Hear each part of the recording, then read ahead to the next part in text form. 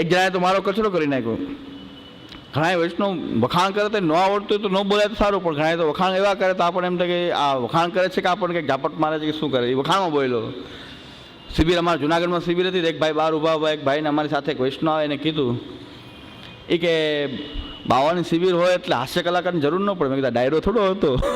હું સિદ્ધાંત સમજાવવા માટે કંઈક વાત કરું છું, કે હસાવવા માટે વાત નથી કરતો. હું સિદ્ધાંતને સમજાવવા માટે કંઈક ઉદાહરણ આપું. એટલે પ્રવચન ખૂબ કરે પણ અસર ન થાય, કારણ કે એ જે કહી રહ્યા છે એ એના આચરણમાં નથી. વાણીમાં કંઈક ફોર્સ આવતો નથી. વાણીમાં ફોર્સ નથી આવતો, કારણ કે કૃષ્ણ સેવા પોતે કરતા ન હોય. અને વૈષ્ણવ જો આ માળ જો સલામત હોય અને બુદ્ધિ આપણામાં થોડીક ચાલતી હોય તો જોઈ લેવું ગુરુ પોતે સેવા કરે છે કે સેવા કરવા માટે માણસો રાખે છે. અને સેવા માટે માણસો રાખે છે કે સેવા પોતે હાથે કરે છે એ જોઈ લેવું. અને એક જગ્યાએ સેવા થઈ શકે, બે જગ્યાએ સેવા થઈ શકે. પોતે એક જગ્યાએ રહે 15 હવેલી હોય તો કેટલી જગ્યાએ સેવા કરે. હાથે સેવા કરવાનો સિદ્ધાંત કેમ થાય? 10 હવેલી, 15 હવેલી, 20 હવેલી, 300 વાળા છે, 300 તો એ જગ્યાએ તો એક જગ્યાએ કદાચ સેવા કરી શકે, આટલી જગ્યાએ તો એ સેવા કરી શકે એ શક્ય જ નથી. હા, સિવાય કે બધા અલગ અલગ રૂપ ધારણ કરી શકતા હોય. પુરુષોત્તમ છે તો અલગ અલગ રૂપ ધારણ કરી શકતા હોય સર્વત્ર. તો એ જોવું જોઈએ કે મંગલાથી સેન સુધી હોય છે કે નહીં. કોઈ વાર મંગલામાં જવું, કોઈ વાર રાજભોગમાં જાય, કોઈ વાર સેનમાં જાય. મંગલાથી સેન પર્યંત હોય છે કે નહીં, કે હોય છે બીજો વ્યક્તિ. એટલે શ્રીનાથ દ્વારાની અંદર મંગલાથી સેન પર્યંત શ્રીનાથજીની સન્મુખ રહેનારા મુખિયા છે. હવે એને ચંપસ થાય છે, બધા વૈષ્ણવ એને ચંપસ કરે છે કે આખો દી શ્રીનાથજી સન્મુખ તો આ રહે છે.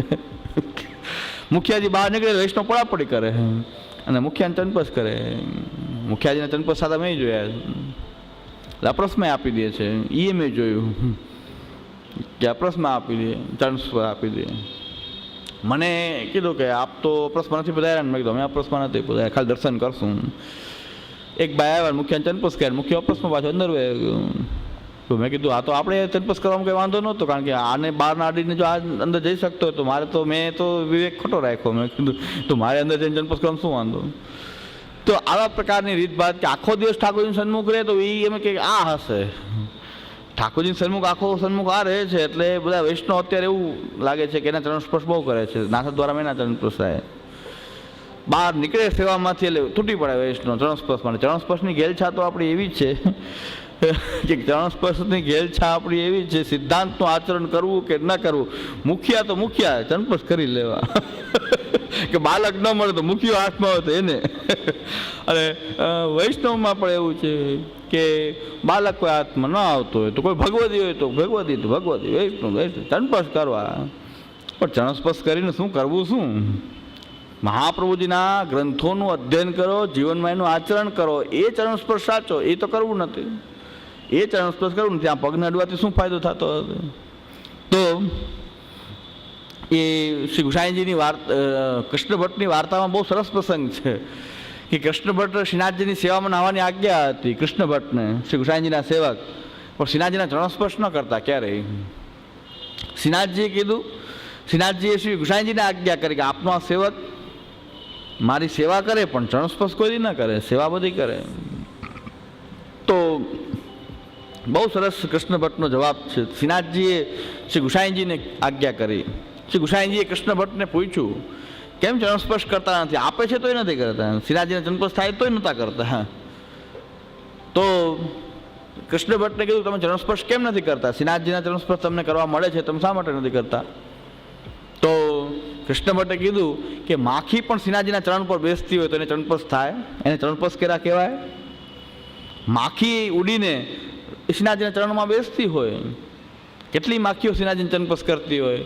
આપણે તો માખી નહીં પકડી લઈને ડબ્બીમાં રાખી દઈએ. શ્રીનાથજીને ચરણસ્પર્શવાળી માખી અમારી ઘરે બિરાજે છે કે શ્રીનાથજીના ચરણમાંથી સીધી ઉડીને મેં પકડી લીધી અને ડબ્બીમાં બિરાજે સંપુટજી. સંપૂર્ણમાં રાખી દે આ શ્રીનાથજીના ચરણનું સ્પર્શ કરેલી માખી. આપણે એને ચરણ કરી લઈએ. આપણે તો કે શ્રીનાથજીના ચરણની માખી તો છે તો એના ચરણ સ્પર્શ કરી લઈએ. આવી ઘેલચા આપણી છે. તો કૃષ્ણ ભટ્ટે પૂછ્યું કે માખી શ્રીનાથજીના ચરણમાં બેસે શું એને ચરણ સ્પર્શ થાય છે? શ્રીનાથજીના સ્વરૂપને જાણીએ નહીં અને એને ચરણ સ્પર્શ કરવાથી શું ફાયદો? હું તો અને શ્રીનાથજીને આપ પૂછો કે આ કૃષ્ણ ભટ્ટની યોગ્યતા છે, એના ચરણને સ્પર્શ કરવાની યોગ્યતા થઈ છે? તો શ્રીનાથજી પણ પછી કાંઈ ન બોલે. આ તો સરસ જવાબ આપ્યો કે મારી યોગ્યતા હજી થઈ છે આપના ચરણને સ્પર્શ કરી શકો એવી. બાકી માખી અડીને વહી જ આપને જાણ્યા વગર, આપના મહાત્મ્યને જાણ્યા વગર તો માખી પણ ચરણ સ્પર્શ કરી લે તો શું એને ચરણ સ્પર્શ કર્યો કહેવાય? તો શ્રી ગુસાઈજી અને ગુસાઈજીને વિનંતી કરી આપ જણાવો શ્રીનાથજીના સ્વરૂપને તો જાણી શકાય. તો શ્રી ગુસાઈજી હાથ પકડી અને કૃષ્ણ ભટ્ટને શ્રીનાથજીનો ચરણ સ્પર્શ કરાયો. શ્રીનાથજી પોતાનો ચરણ ઊંચો કર્યો. આવા ભક્ત કે એની માટે શ્રીનાથજી પોતે સામે એનો ચરણ ઊંચો કર્યો, નહોતા કરતા ચરણ સ્પર્શ, એની માટે ચરણ ઊંચો કર્યો. બાકી તો માખી મચ્છર બધા ચરણમાં બેસતા હોય છે. તો આપણે પણ આવી ગયેલ છે ચરણ સ્પર્શ આપો, ચરણ સ્પર્શ આપો. પણ ભગવાનના 6 ચરણારવિંદ છે, ભગવાનના 6 ચરણ છે, એમાંથી એકને તો પકડ્યો. ભગવાનના 6 ચરણારવિંદ છે. તો 2 ચરણારવિંદ આદિ ભૌતિક છે, 2 આધ્યાત્મિક છે અને 2 આધિદૈવિક છે. એકાદ ચરણને પકડાઈ જાય તો કલ્યાણ થાય ને, એનું ચરણ પકડી લઈએ તો અમારા જેવા ચરણ પકડવાની કંઈ જરૂર છે નહીં, મને તો લાગતી નથી જરૂરિયાત. એટલે ભગવાનના 6 ચરણારવિંદ છે, એમાં 2 ચરણારવિંદ આદિ ભૌતિક છે, એક સત્સંગ અને શ્રીમદ ભાગવત. આ ભગવાનના આદિ ભૌતિક ચરણ છે. જ્ઞાન અને ભક્તિ આધ્યાત્મિક ચરણ છે. અને આપણા ઘરમાં બિરાજતા ઠાકુરજીના જે ચરણ સ્પર્શ છે આદિ દૈવિક એ ચરણ છે. તો આપણા જે ઠાકુરજી બિરાજે છે આદિ દૈવિક ચરણારવિંદ છે, એમના ચરણારવિંદનો સ્પર્શ કરીએ છીએ. ભૌતિક નથી પણ આદિ દૈવિક સાક્ષાત ભગવત સ્વરૂપ પુરુષોત્તમ છે. અને જ્ઞાન અને ભક્તિ, ભગવાનનું મહાત્મિક જ્ઞાન અને ભક્તિ, ભગવાનમાં સ્નેહ એ ભગવાનનું આધ્યાત્મિક ચરણ છે. અને સત્સંગ અને શ્રીમદ ભાગવત એ ભગવાનનું આદિ ભૌતિક ચરણ છે. જો આ સત્સંગ હોય તો ભગવાનનો ચરણનો સ્પર્શ થઈ રહ્યો છે, પછી મારા ચરણ સ્પર્શમાં હું પછી ભગવાનનો સ્પર્શ થઈ રહ્યો છે, પછી મારા જેવાને સ્પર્શ કરવાથી શું ફાયદો? શું ભગવાનના ચરણમાં તો બેઠા જ છે. સત્સંગ છે એ પોતે જ ભગવાનનું ચરણ છે. જો આ સત્સંગ હોય તો તમને લાગતો હોય કંઈક બીજી વાત લાગતી હોય તો ઘણા એને કંઈક બીજું લાગતું હોય કે આ બીજું કંઈક કરતો લાગે. એટલે એક જણાએ તો મારો કચરો કરી નાખ્યો. ઘણા વૈષ્ણવ વખાણ કરે તો ન આવડતું હોય તો ન બોલાય તો સારું, પણ ઘણા તો વખાણ એવા કરે તો આપણને એમ થાય કે આ વખાણ કરે છે કે આપણને કંઈક ઝાપટ મારે છે કે શું કરે. એ વખાણમાં બોલ્યો. શિબિર અમારા જુનાગઢમાં શિબિર હતી, એક ભાઈ બહાર ઊભા એક ભાઈને અમારી સાથે એક વૈષ્ણવ આવે એને કીધું એ કે બાવાની શિબિર હોય એટલે હાસ્ય કલાકારની જરૂર ન પડે. મેં કીધું ડાયરો થોડો હતો છું. મેં કીધું કે હાસ્ય કલાકાર ડાયરો થોડો છું, હું કે હાસ્ય કલાકાર થોડો છું. એ એમ બોલ્યો બહાર કે શિબિર હોય એટલે પછી હાસ્ય કલાકારની જરૂર ન પડે. એમ તો મેં કીધું કે હું હાસ્ય કલાકાર છું કે કોણ છું, કોમેડિયન છું કે કોણ છું?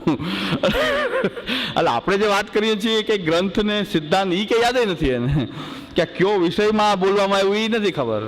હસવાનું કંઈક આવ્યું એ ખબર, પણ હસવાનું શું આવ્યું એ આપણી કૃતિ ઉપર આપણે બધા હસીએ છીએ કે આપણે શું કરી રહ્યા છીએ એના ઉપર આપણે બધા હસીએ છીએ, કે આપણે આપણા ઉપર જ હસીએ છીએ ને, કે આપણે જો મહાપ્રભુજી આમ કહે છે ને આપણે આમ કરીએ. તો હસવાનું કારણ આ છે કે આપણી કૃતિ આવી છે. તો એ કંઈ સમજાતું નથી ને બીજું કંઈક સમજાય જાય કે હાસ્ય કલાકારની જરૂર ન પડે. તો મેં કીધું હાસ્ય કલાકાર અમે જે વાત કરી રહ્યા છીએ કે હસાવવા માટેની નથી, એ ગ્રંથને નિરૂપણ કરવાની છે. અને ગ્રંથને એવી રીતે નિરૂપણ કરવું કે એને સરળતાથી પચી જાય. આ એક કારણ કે ભાગવતમાં પણ એમ કીધું છે કે વક્તા જે છે દ્રષ્ટાંત કુશલ હોવો જોઈએ. દ્રષ્ટાંત કુશલ એટલા માટે હોય કે શાસ્ત્રનું ગહન રહસ્ય પણ એક દ્રષ્ટાંત દ્વારા એ સામાન્યમાં સામાન્ય જે અજ્ઞાની એવો કોઈ હોય એને પણ એને હૃદયમાં ઉતરી જાય. હોય ગહન રહસ્ય હોય શાસ્ત્રનું, પણ વક્તાની એ દ્રષ્ટાંત કુશલ વક્તા એ છે કે દ્રષ્ટાંત એવું આપે કે ગહન રહસ્યને બહુ એમ લાગે આ તો સામાન્ય આપણે રોજબરોજની વાત છે, પણ છે શાસ્ત્રનું આ ગહન રહસ્ય. એ પ્રકારની શૈલી હોવી જોઈએ. તો દરેકને એ પોતે એમ લાગે કે આપણે કંઈ ગ્રંથ ભણી નથી રહ્યા, પણ આપણે કંઈક સમજી રહ્યા છીએ આપણી લોકભોગ્ય ભાષામાં. દરેક સામાન્ય હવે દરેક કેટેગરીના લોકો બેઠા છે. થોડું ઘણું ગ્રંથ અધ્યયન કરવાવાળા પણ છે, સાવ ગ્રંથથી અપરિચિત પણ છે, સાવ પોતે બીજું કોઈ શાળા કોલેજનું શિક્ષણ પણ નથી લીધું, કોઈ એજ્યુકેટેડ છે, કોઈ સાવ કોઈ ભણેલા નથી, અભણ છે. પણ દરેકને ધ્યાનમાં રાખીને આ વાત એ કોઈ વ્યક્તિને સમજાય એ પ્રકાર કરવા માટે આપણે ખૂબ નીચા સ્તરે ઉતરવું પડે કે બિલકુલ બહુ ઊંચી વાત પણ આપણે એકદમ એવી સ્ટેજમાં જવું પડે કે આમાં એવા વ્યક્તિ પણ છે કે જે સાવ કંઈ સમજતા નથી, કે પોતે કોઈ શાળા કોલેજમાં ક્યાંય ગયા પણ નથી, કે કોઈ પોતે પણ ભણેલા નથી, એવા ઘણા વૈષ્ણવો હોઈ શકે. તો આવા આપણે શિબિર કાર્યક્રમમાં બધાને આપણે ધ્યાનમાં રાખીને ગ્રંથના અભ્યાસી હોય તો એને પણ એ પ્રકારની વાત પણ આવે કે જે એ પોતે અભ્યાસી હોય સમજી શકે. અમુક વાત જે છે સામાન્યમાં સામાન્ય સમજી શકે, પણ સારાંશ બધાને શ્રી મહાપ્રભુજીની વાણીનો સારાંશ દરેકના હૃદયમાં સમજાઈ જવો જોઈએ.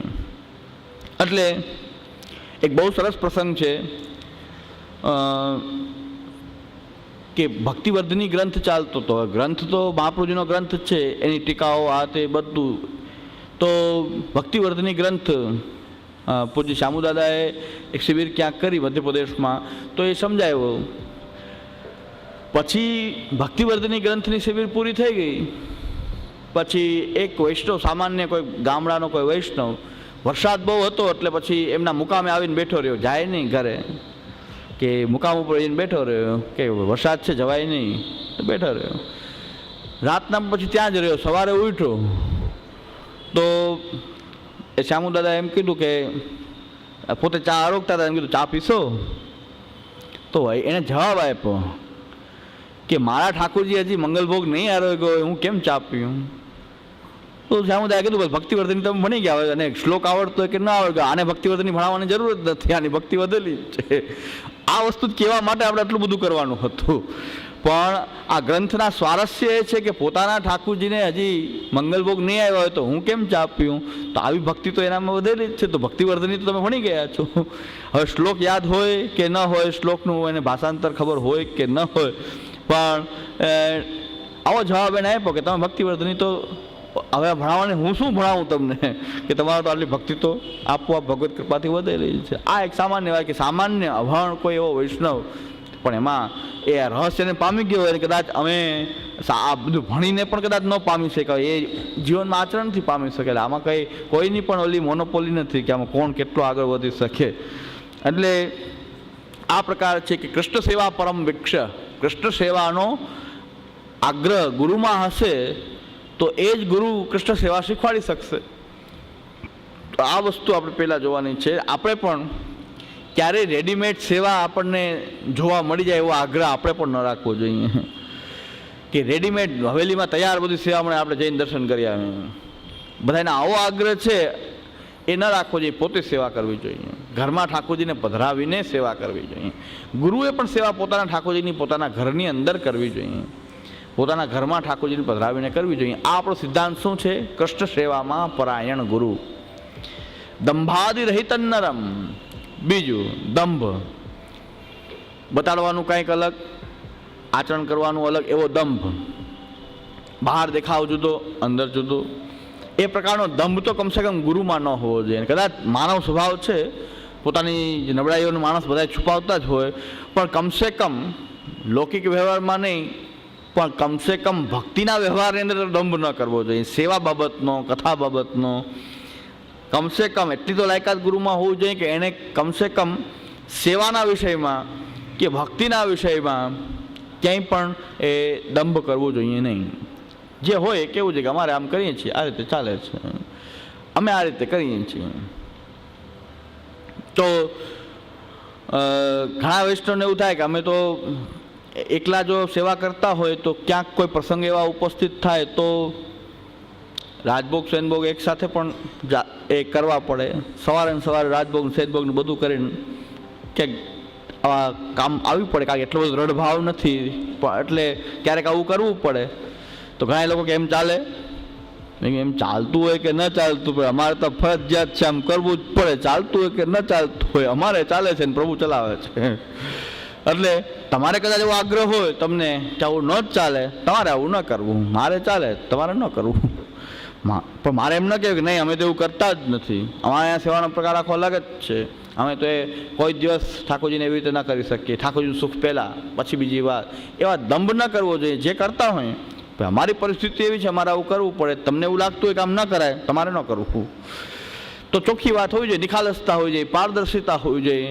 દંભ વગેરે એ ગુરુમાં ન હોવો જોઈએ.